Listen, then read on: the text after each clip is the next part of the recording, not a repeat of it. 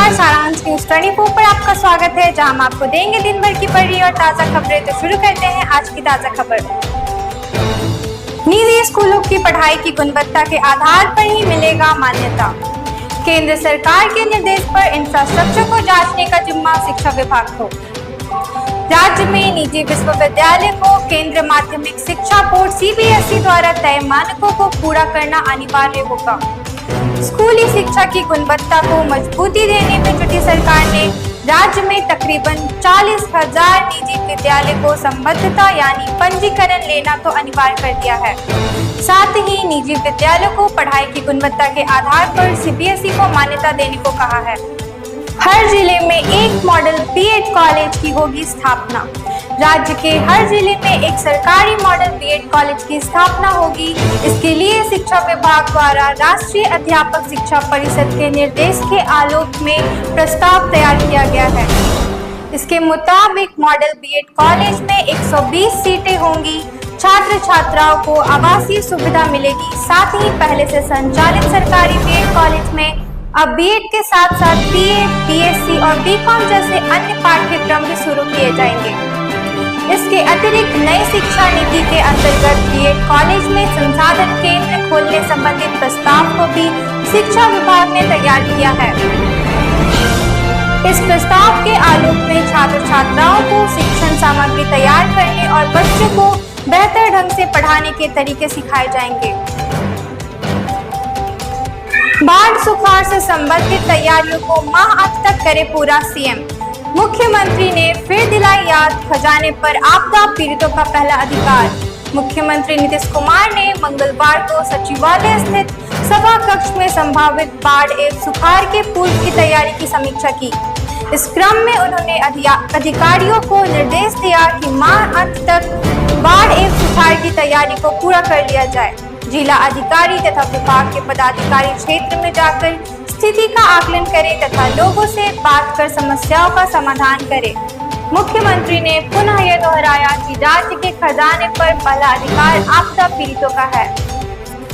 26 से 28 तक अभियान चला, पंचायतों में बनेगा आयुष्मान कार्ड।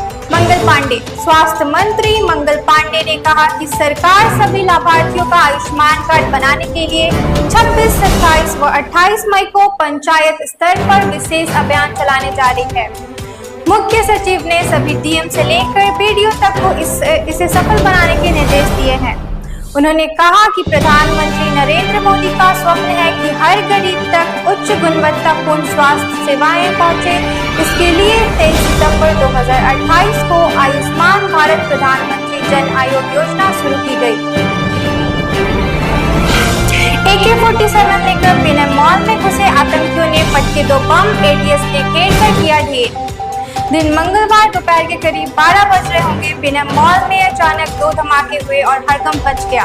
मालूम हुआ कि 4 की संख्या में आतंकी AK-47 और AK-56 लेकर मॉल में दाखिल हो गए और उन्होंने तीसरी मंजिल पर रहे 5 लोगों को बंधक बना दिया। चंद मिनटों में ATS की SWAT के जवान आधुनिक हथियारों से लैस होकर पहुंचे और बम निरोधी दस्ता की टीमें भी थी। 4 घंटे तक अफरा तफरी मची रही। जवानों ने सभी आतंकियों को मार गिराया। तब पता चला कि ये मॉक ड्रिल थी। अफ्रीकी देश गिनी में दौड़ेगा मढ़ौरा के 100 डीजल रेल इंजन। सारण जिले के मढ़ौरा स्थित रेल डीजल इंजन कारखाने की बड़ी उपलब्धि सामने आई है। अंतर्राष्ट्रीय उत्सर्जन मानक के अनुरूप होने के कारण यहाँ के निर्माता डीजल रेल इंजन की मांग वैश्विक बाजार में हुई है। अफ्रीकी देश गिनी की सरकार ने Marhaura WLPL वेबटेक locomotive private limited से 100 से अधिक इंजन खरीदने का करार किया है। अगले माह जून से निर्यात शुरू हो जाएगा। पहली बार में 2 इंजन भेजे जाएंगे। इसके बाद हर खेत में 1 या 2 इंजन भेजने की तैयारी है। ये इंजन गिनी के सीमांडू प्रोजेक्ट के लिए भेजे जाने हैं।